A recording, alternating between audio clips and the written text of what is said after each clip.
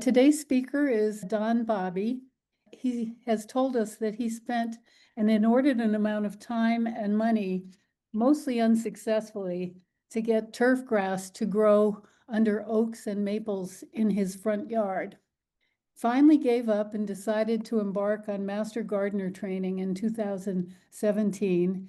And since then, because of his training, he has gleaned information and techniques that he needed to succeed, and will share these insights with you in today's talk. Don, I'll put it over to you. Thank you. Okay, thank you. Thanks very much. Well, I'm happy to be here to talk with you this morning about turf grass alternatives. Okay, this is an overview of what I'll be talking about this morning. I'll speculate briefly on how the notion of lawn as an expanse of well-maintained, well-manicured, weed-free, non-native grass stretching from either your curb or your sidewalk line almost right up to your house with a few non-native shrubs for dressing has come to many to be their concept of an ideal lawn. I'll talk about some reasons to consider moving away from that ideal and then discuss some ways that we can move in that direction. So this is a story of the transfer of the preferences of the well-to-do few to the less well-to-do but more numerous homeowners. In colonial times, landowners became enamored of the English garden style of landscape design, popularized by people like the English architect and designer Lancelot Capability Brown. That style featured naturalistic settings and a broad and grass that came right up to the house. Both George Washington and Thomas Jefferson at Mount Vernon and Monticello became enamored of that style as well, and you can see that as reflected in the picture of Monticello at the top. Of course, to maintain that kind of lawn, that was an expensive kind of thing to do because seed had to be imported, and everything from planting the seed, watering, weeding, and cutting had to be done with rudimentary tools like the hand scythe. But over time, as technology moved forward, the improved methods of taking care of your lawn spread to more people, and lawns became possible for more people. At the same time, folks like Frederick Law Olmsted continued to stress the importance of lawn and open space in their design. Olmsted, as I'm sure that you know, was the principal designer of Central Park in New York City, which you see reflected in the picture to the right. And he also had private developments where he stressed the same type of architecture. But moving forward, then, leaping forward really to after World War II, W.J. Leavitt and Sons in 1946 began development of the largest suburban planned community in the United States. And in Levittown, New York, they developed 17,000 homes. They continued development in Levittown, Pennsylvania, and in Levittown, New Jersey. And by the mid-1950s, they had developed over 45,000 homes. Each of those homes came with its own yard. The owners were expected to keep those yards well watered, well trimmed, and well cultivated. And landscape shrubbery was expected to be kept to a minimum. This is a picture from a recent road trip in Ohio. And you can see from that picture just how long-lasting and widespread that landscape design style has had effect. Okay, so why consider alternatives to that lawn design that I just discussed? Well, we spend an awful lot of money and use an awful lot of resources on a non-native species of grass that is more difficult to grow than native plants. The numbers are a little bit staggering, and sometimes it's a little bit hard to believe, but just the amount of gasoline we use on mowing, about 1 billion gallons a year, and then the use of herbicides, pesticides, fungicides, and fertilizers, especially when used incorrectly, are both expensive and damaging to wildlife. Our grass lawns don't really support much in the way of wildlife. So we're spending a lot of time and a lot of money to support a non-native species that probably has supplanted a landscape that once supported a local ecosystem that had a lot of different plants and better supported the local ecosystem. So some people think we should move towards a new ideal. Doug Tallamy is a professor at the University of Delaware in the Entomology and Wildlife Ecology Department, and he's made a suggestion about what if each American landowner made it a goal to convert half of their lawn to a productive native plant community? Over time, we'd be using a lot less in the way of those herbicides, pesticides, and fertilizers that could be damaging to the ecosystem. And we would be building a landscape that would better support the local ecosystem. So, influenced by my master gardener training and also the philosophy and research of Doug Tallamy, these are things that he suggested and things that I'm trying to do in my yard to move in the direction of a new lawn ideal. Reduce the area of turf grass. He suggests by half. You don't have to do that all at once, and even anything moving in that direction would help. Removing non-native and invasive plants is also a good idea because that makes room for more native plants that also better support the local ecosystem. Does that mean that there's no room for non-native plants at all? No, of course it doesn't. People like the roses, people like zinnias. Maybe you have some plants that have been in place in your yard for a long time and you're not wanting to remove them. There's room for both native and non-native plants, but moving in the direction of the native plants is an important idea. So planting those native plants, Tallamy discusses something that he calls keystone plants, that plants that most support caterpillars and native pollinators, and they have an outside impact on the functioning food web. And some examples of those keystone plants are provided below. If you think that this is something that you'd be interested in moving in that direction, these are some ways that you can increase your chances of success. This is an old master gardener phrase, but selecting the right plant for the right place. A soil test is always a good idea. pH between 6 and 7 is good for most plants. And our Virginia clay will support a wide variety of plants. You should also consider the amount of water, sun that your plants require and or will thrive in, and also what their size at maturity will be. Because those little shrubs that you put in are going to grow and they're going to make changes to the way your yard looks. You'll see as we go along. By selecting native plants, you could help decrease the maintenance required and increase the amount of wildlife habitat you have in your yard. If you have an Audubon at Home program available in your area, you might be able to actually get some personalized assistance with making plant selections for your place that will make your property more attractive to wildlife. You can arrange for an ambassador to come to your home, and they will give you personal advice about what kind of plants you might consider adding to your home and also what kind of plants you might consider taking out. These next few pictures are just some samples of the types of native plants that could be available to you. And the purpose of the charts is just to show that there's a really broad palette for the plants. They're designated the sunny places. This is a place where these plants would thrive very well, but can't hold to that exact definition. There's sunny, a little bit less sunny, a little bit more sunny. These are all good selections. And I'm just going to run through the next three just and stop briefly on each one.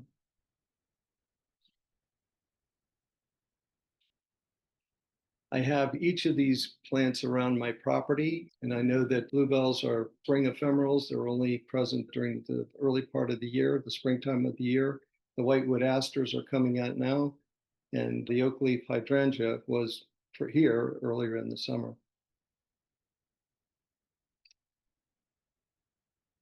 Dry shade is something I've got a lot in my yard, and here are a couple of suggestions of plants that work well in those situations. I don't have any wet places in my yard, but I want to figure out how and if I can grow the bushy St. John's wort. I know that there's a great selection of this at the Fairlington Center. And when I saw it early in the summer or midsummer, it was a great pollinator attractor. These are some methods to actually take the turf and do something with it so that you can make room for something other than turf grass in your yard. And I'm going to talk a little bit about mechanical removal, solarization, and sheet mulching. The mechanical removal is a method that is good if you've got a small area because it requires physical labor and really digging into the dirt.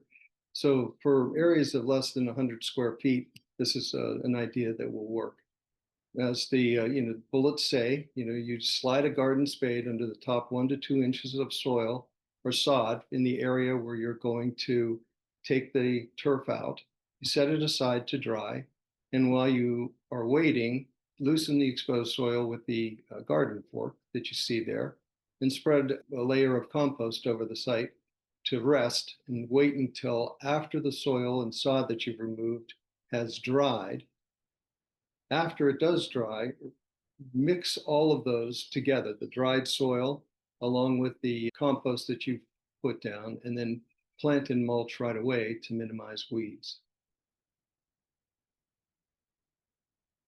These two are kind of sister methods: solarization, where you use clear plastic, and occulation, where you use an opaque plastic. I don't have a picture of the opaque, but this method is meant to heat the soil in your garden area to help you battle pests and diseases in your control. You cover the sunny areas with 2 to 6 milliliter clear plastic. It heats the soil underneath and cooks the weed seeds and pests that grow in the upper levels of the soil.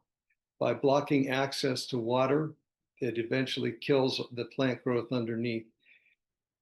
Leaving in place for 4 weeks that's kind of a rule of thumb, because reading different sources for how best to do this, 4 weeks I think was maybe the minimum that I saw. Some will recommend even leaving this in for an entire growing season, so 4 months to make sure everything gets killed correctly. And even you put the sheets down after you water, first of all, under the sheets to encourage the weed growth, put the sheeting down, then you can, after a month or so, take the sheet back up and water again and put it back down. And this is, there's a succession of weeds that grow during the year, and that could be an effective way in helping with kill over a longer period of time.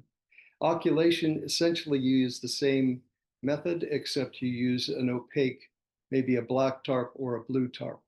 And they say that those black and blue tarps are a little sturdier than the clear plastic, and so that might be something that you want to consider. This is the turf transition. The sheet mulching is a method that is very popular. It can be used for establishing a garden bed if you wanted to, or for a place for your perennials. I've listed this as a 3-step process because one of the resources is from Penn State, and they talk about a 1, 2, 3 garden plot. But you cut the grass short, you lay down 10 to 15 layers of overlap newspaper or 1 layer of unwaxed cardboard. You wet it down well, and you cover it with 2 to 8 inches of organic mulch.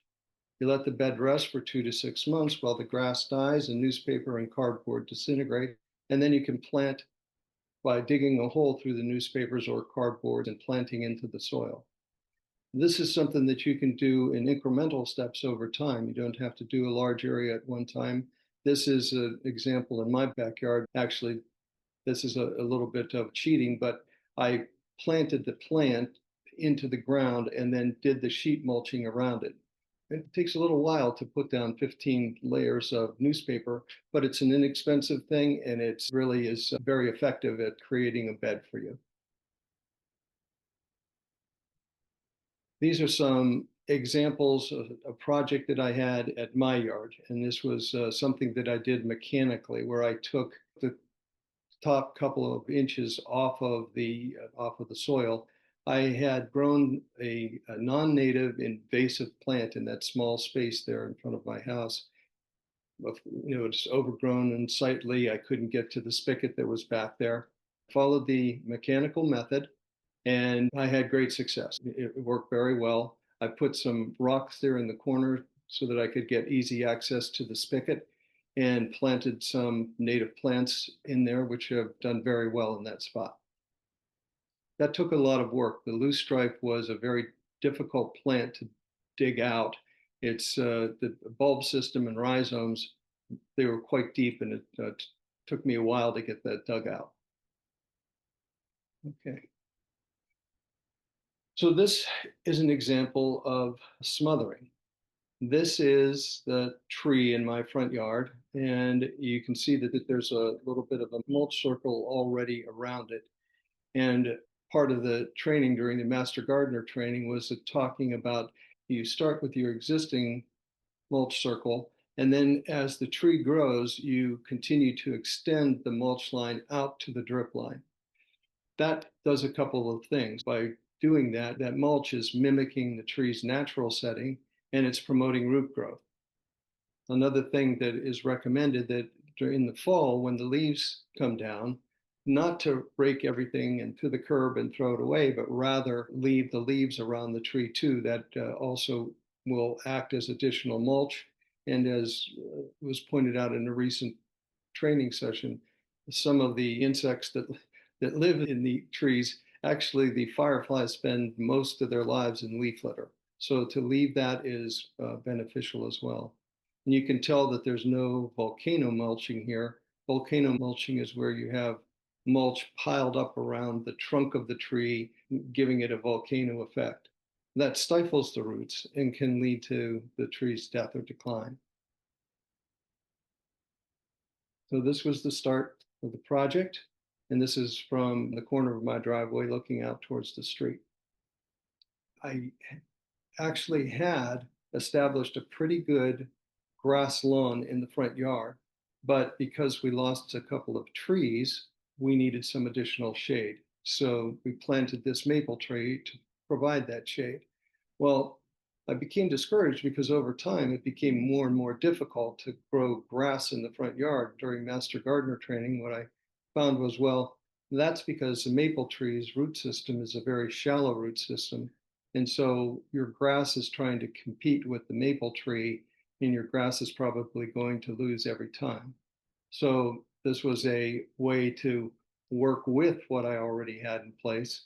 And the first step was to use, in this case, I used some landscape fabric. You could use paper, but that would take a lot of newspaper. And at the time, we didn't order everything from Amazon. So there wasn't a whole lot of cardboard available that I could use cardboard to put down for the smothering. And I was anxious to start this project. So I started with the landscape fabric. In case I don't forget that within a year or two, I took all of that landscape fabric out. You don't want to leave that on the ground permanently because that can over time become blocked, preventing moisture from getting to the roots. Also, you can run into problems with weeds growing up through there and causing a problem.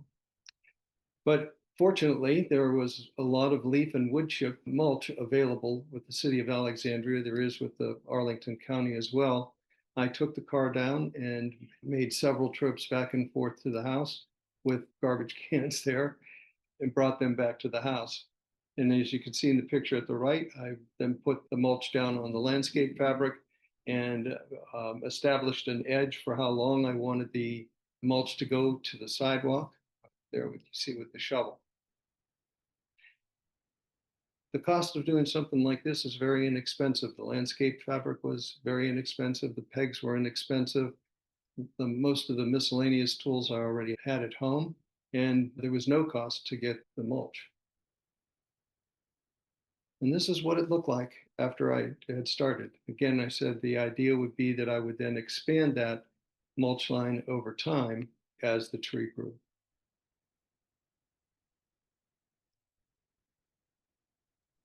Okay, Don, we have a couple of questions. One is, which of these turf removal methods you've described would do the least damage to the roots of a mature tree? Well, I don't think you'd want to do the mechanical because that actually requires you to go in and take 1 to 2 inches off the top of the soil, and you could damage tree roots that way. The occulation or solarization also I wouldn't recommend because you would be heating up the soil and also possibly doing damage to those roots. So I Mhm. think that the correct answer there would be number three, there's a smothering where you would put a layer of cardboard, wet the area down under the cardboard. When you put the cardboard down, you wet the cardboard very well, and then you put some mulch on top of that. That would be my recommendation. Okay, great. And the last question was, someone asked if you had recommendations for turf alternatives that would be acceptable to a townhouse HOA organization. I'm not sure. I don't know what I guess I'm not, it would depend on how strict the HOA was going to be on Mhm. controlling the land around your property. And for that, too, where you use the sheet mulching, I think it's less obvious, the least obvious way of doing that. That would be my recommendation. It could kind of look like, well, it's just mulch that's kind of come in place and there's a plant in there. And I don't know if I'm answering the question or not, but I'm not trying to be devious, but I think that that's the less obvious way to do it. Okay, there's a late breaking question on the mature tree situation. The question is, if you put cardboard around, can you leave just that and still be successful? This person has a hill and all the mulch will just slide down toward the sidewalk. So can you get away with just putting cardboard around the base of a tree? Well, I think an issue with just putting the cardboard is you put the cardboard down to help block weeds and establish a base, but you don't want to have a dry level on top of the roots. If the cardboard is just there, it's not going to allow moisture to get through. So Mm-hmm. the idea of using cardboard around the roots is over time, that cardboard is going to break down and become part of the soil system itself.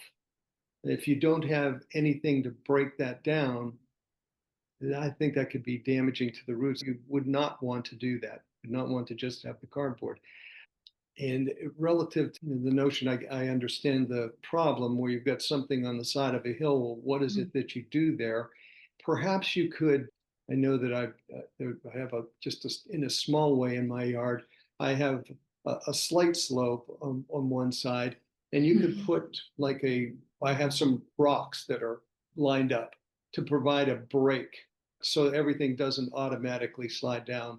And then I think you could kind of be inventive about what other kinds of breaks you might want to put in there, perhaps even where you would have a large limb that would provide for a brace and do that in kind of a staggered fashion around the area where you want to maintain the mulch.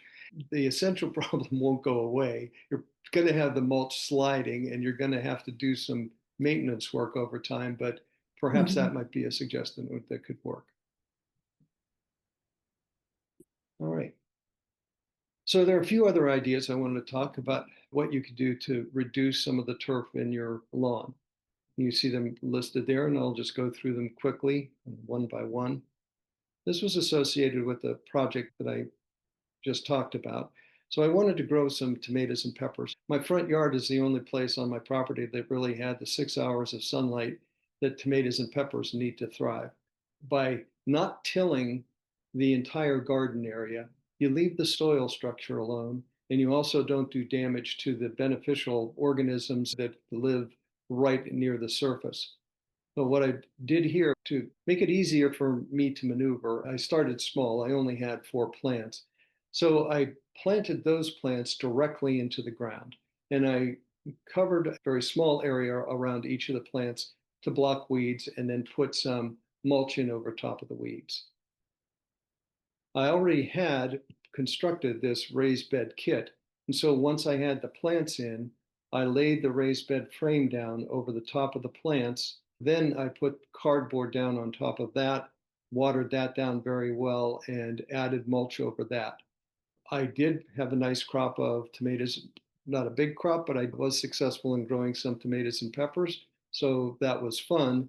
And then over time, I would add, at the next growing season, I would add compost and maybe a little bit of additional soil to that frame.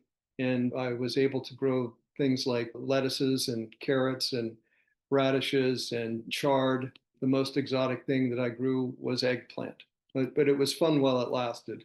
As the tree grew in my neighbor's yard, which you can see the shadow there in the driveway, and then my own maple tree overshadowed that garden. But the whole notion of raised beds is a good way of exploring. You can see the variety of things that you can grow in raised beds, and you can just kind of imagine the different forms that raised beds can take in your yard. This is a picture from my neighborhood. They have a mixture of vegetables and perennial plants there. I think that it looks lovely. You could also welcome volunteers. Just, sometimes plants will show up in your yard that you didn't plant and that you didn't really ask for. In my yard, I was lucky to notice early on a very small sapling, and I'm not sure if that's the word or whip, but this oak tree that was in a place where an oak tree had previously been in my front yard. So I began just to mow around that little tree. And this was several years ago. Now that oak tree is much bigger and providing good shade for us. And the area under that tree is mulched as well. There's not turf grass under there. It's too difficult to grow turf grass in that area. I had some common milkweed show up, and I like that because, as you know, that's the host plant for the monarch butterfly, and I was happy to be doing my part there. That actually, I planted some woodland sunflower and a pawpaw tree in that same area, and the pawpaw tree and the woodland sunflower are kind of taking over, and there's not as much of the milkweed as there used to be. And on the far right, you see some late boneset, which is a pretty flower that's a real attractor for bees. Lots of bees are busy around that plant in the backyard right now. There are a couple of not turf grass, but they're plants that look like grass and they can be no maintenance or low maintenance. First of all, they don't take a lot of water, they don't take a lot of fertilizers, and you don't have to mow them very frequently. This Carex pennsylvanica was a plant that I had some experience myself, but I wanted to mention a Mount Cuba study of Carex in the mid-Atlantic region. And the study was conducted over a number of years, and they came up with their ratings for how Carex did in the mid-Atlantic area. This was a top performer in the Mount Cuba study, but I didn't have much luck with this plant in my own yard when I tried it a couple of years ago. I really couldn't keep enough water on it. These plants, Carex is made generally to be grown in shade, either heavy shade or light shade. But even with that, I didn't have much success. When I talked with the nursery preparing for this presentation, the nursery that carried Carex, they said that they really didn't advise this plant for our area. They think that our clay soil is a little bit too much for it. And they noted that Alexandria and Arlington kind of fall, well, in Virginia in general, is a transition zone between cooler grasses that thrive to the north and warmer season grasses that thrive to the south. Uh, this plant, they did not really recommend that I try, and that matched my own attempt with this. It's not an expensive thing, and I don't want to discourage everybody from trying it. It's a nice looking plant, but I really had trouble growing it. But the good story was that they did have a recommendation for one of the sedges that did grow well in the Arlington and Alexandria area, and that's the white tinge sedge, Carex albicans. It's meant for shade to deep shade. As you can see, it doesn't grow very high, 1 to 2 feet high, and the 2 feet is when it's in bloom. It spreads by rhizomes, but not aggressively. This plant also is not very expensive. And of course, this was I was talking with the nursery in the early, I think, August timeframe, or sometime in August at any rate, but they were completely out. So the word is out. This is a plant that works well in our area. Fescue is a type of grass that has a very deep root system, and so it's drought tolerant and is sometimes talked about as an alternative to turf grass. The picture that you see here is from another master gardener's yard, and it marked the first time that she was trying to grow the fescue in her yard. You can see that the fescue has kind of come up. This was in the springtime. It's coming up, and it looks like it's going to do well. But I later found that it didn't take. As the summer progressed, it became very spotty and difficult to grow. It wasn't growing very well. They tried again the next season, the same regimen, but had the same lack of success. When I talked with the nursery about, they have a product called a Low-Mow fescue mix, she was pretty adamant in advising not to try to use that if you were trying to plant on Virginia clay without first putting in a 4-inch layer of topsoil, which would be a pretty arduous task, I think, just on its own. It's not an expensive plant, but again, I don't have evidence of success in this area. And this is the microclover that Colleen mentioned at the beginning of the presentation. This microclover has the qualities that you can see on the side note. It also is a no or low mow. It has 3 to 6 inches in height. The recommendation that I saw, it was that you cut it. You don't want it really to get to the 6-inch height. Once you seed it and it starts to grow, if you cut it in at the 3-inch height, it will kind of adopt that habit and grow at the 3 inches. It's drought resistant. It replenishes nitrogen in the soil. It spreads well, and so you'll have fewer pests and weeds. It works in full sun or partial shade. But in the nursery that I talk with really stressed, well, you really should err on the side of that 6 hours of full sun, that it will do better with more sun rather than less. They also noted that if you're using any weed control in your yard for other plants, to avoid getting any near the microclover because that will kill it. It will support light to moderate foot traffic. And it's also not very expensive, a pound for $40, which covers 1,000 square feet. This blue-eyed grass is something that I bought a couple of plugs of this at one of the Master Gardener's plant sales, I think 2 years ago. And the picture on your right is what it looks like at this time of year. It's really grown very well and spread. This plant is located on a slight hillside in my front yard. And then in the springtime, it has these lovely blue flowers that you see pictured on the left. They're very delicate and they're very pretty. So I'm excited about trying this in some different places in the front yard where I get enough sun to keep to support this group. It's an attractor for butterflies and bees. It spreads by rhizomes, and the advice is just to divide it every few years. So I'm hopeful.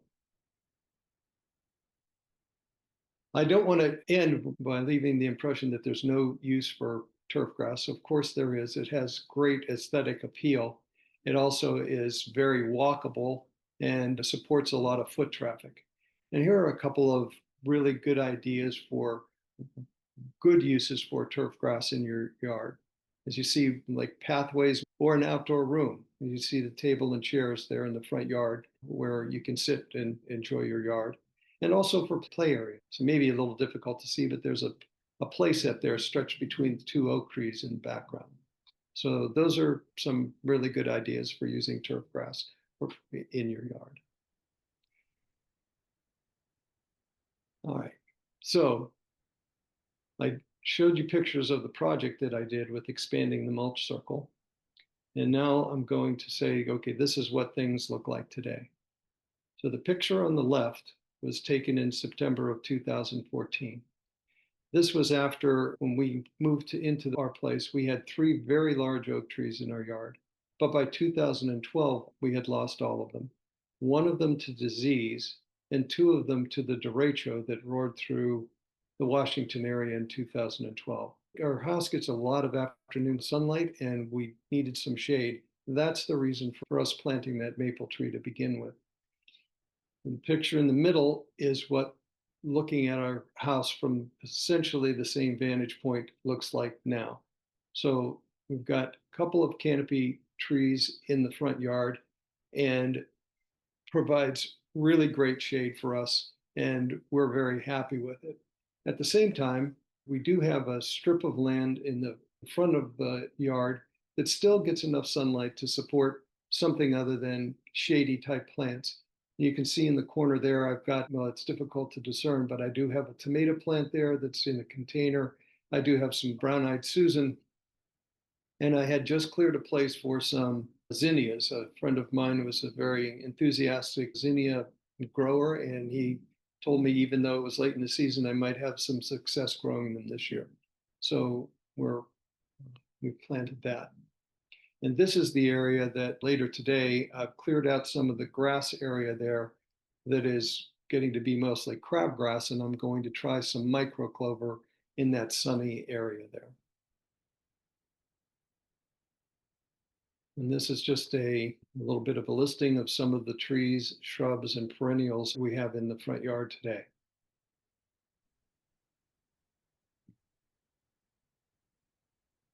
Courteous cues are just wanted to show that our yard didn't stick out like a sore thumb. The yards around us also have big trees on their property.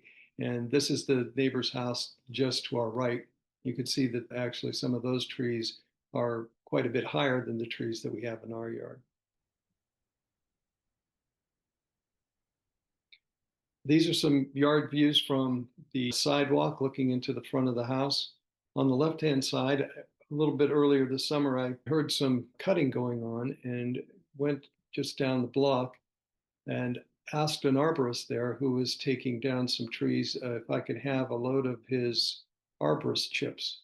So he agreed to give them to me. It was very low cost. It would just cost me a tip to the arborist. And I was able to spread those arborist chips all across that left area of the lawn.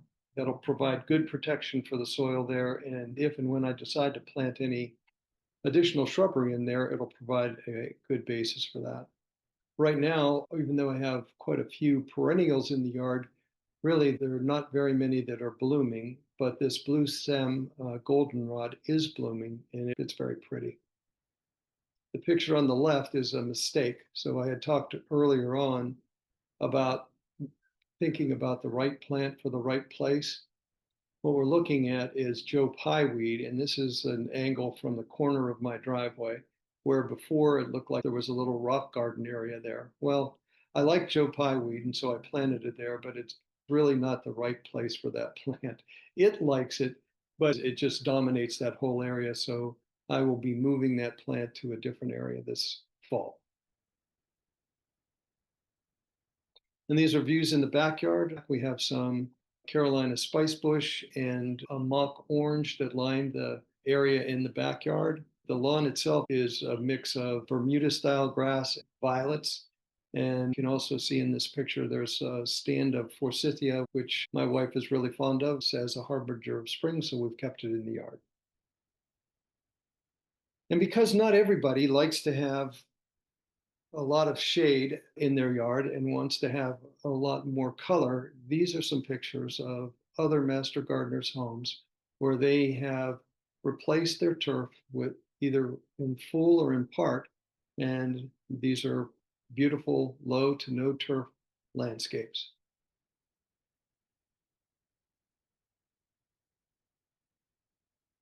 And that's it. Thank you for attending. Thanks, Don. It was fun to see the evolution of your yard. We have a moderate number of questions, a lot of them on microclover. But let's start with someone asked about natives that will tolerate foot traffic on a dry slope that gets sun. I was wondering if microclover might be the Yeah, that would be what I would think, because you want to ground cover, those no to low-mow selections are, first of all, they're difficult to grow and they may support foot traffic, but it's really not meant for foot traffic. It's more of an aesthetic than to have foot traffic. I would say of the things that I know, and if you know anything, Colleen, or the other assistants here, I think probably I would try the microclover. Okay. There was a question about the winter appearance of Carex albicans. Do you know what it looks like in the winter? I don't. I had two pictures that I used. This was the one that was more when the plant was more towards bloom. I don't know what it would look like, but it would certainly maintain its form. The color would be less bright, but I Uh-huh. don't know how less bright. Okay. Do you know if microclover in the winter dies back to ground or does it stay? I've got a little mixed information on that. The nursery, they said, yeah, this will maintain its form during the winter time and into the, during all seasons. But one of the master gardeners in our group during the winter time, they said that when it got really wet, it looked kind of messy. It looked kind of tramped down. If you can just imagine not micro clover, but just the regular clover that you might grow in your yard, Mhm. it could get a little messy looking. I guess I'm going to find out because I'm going to plant some right there in the front yard, and all. It'll be an experiment for me. Someone asked if you cut the microclover at 3 inches, will it flower? They say that it doesn't flower a lot. It flowers twice a year, I think is what they said. I'm not sure if you cut it to 3 inches, would it prohibit all flowers? I don't know. I'm wanting to have some flowers in my yard, so I'm going to have to work that in real time. I'd like to have some flowering in the clovers because I'd like that to provide some support for bees. Okay. So I'm sorry, I don't know more clearly than that. Do you have suggestions for turf alternatives for a shade yard with a dog? Well, it depends on how much shade and how much playfulness your dog has. It's difficult to grow grass in the shade if your shade is really deep. It's very difficult to grow grass. And so then adding any significant lawn or foot traffic to that is really going to beat it up. It's not maybe the most attractive thing, but just to have a mulched area that you would use for the dog to run around in is an idea. Kind of a little bit similar to what you sometimes see in dog parks, except in dog parks, there's mulch, but sometimes they have that little granules kind of pebbly mixture. But I'm speculating. Finally, if you want to switch from grass to microclover, can you just put down the seed on top of the grass, or do you have to get rid of the grass first? And if so, how? What I did is I removed the grass that's there. So I took about an inch of soil. It's a very small area that I'm working with, so I don't have a big area. It's I don't know, probably 100 square feet. It's not all that big. But I took all of the grass out of there, then put the seed on top, just into the soil there. They say with the micro clover seed, you don't want to even bury the seed. You want to keep the seed, you want to let the sun get to the seed. So you don't want to take that out, or you don't want to cover the seed up at all. So that's what I did. The neighbors that I mentioned that had put the seed into their lawn and then left for Canada, they just overseeded the microclover seed into their existing grass lawn.